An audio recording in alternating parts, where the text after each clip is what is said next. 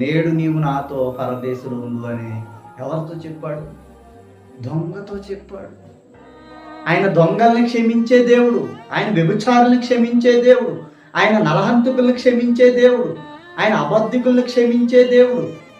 ఎంత ఘోర పాపినైనా సరే పశ్చాత్తాపంతో దేవుని ఎదుట క్షమించమని అడిగే ఆ గుణం, కన్నీటి గుణం నీ దగ్గర ఉంటే నిన్ను నిశ్చయముగా దేవుడు క్షమిస్తాడు. ఆ రోజు కలవరిగిరిలో ఇద్దరు దొంగల్లో వ్యత్యాసం వచ్చినప్పుడు ఇంకొక దొంగ, మనమైతే ఇది తగును, మనకి ఈ తప్పు మనకు తగును, ఈ శిక్ష మనకు తగును, ఈయనేమి చేయలేదు, దేవునికి నువ్వు ఎందుకు వ్యతిరేకంగా మాట్లాడుతున్నావు అని ఆ రోజు ఆ దొంగ పశ్చాత్తాపంతో నిన్ను నీ రాజ్యంలో నన్ను జ్ఞాపకం చేసుకో ప్రభా, నేను పాపనే అని ఆ దొంగ ఒప్పుకున్నప్పుడు తండ్రి అయిన యేసుక్రీస్తు వారు నేడే నీవు నాతో పరదేశంలో ఉంటావు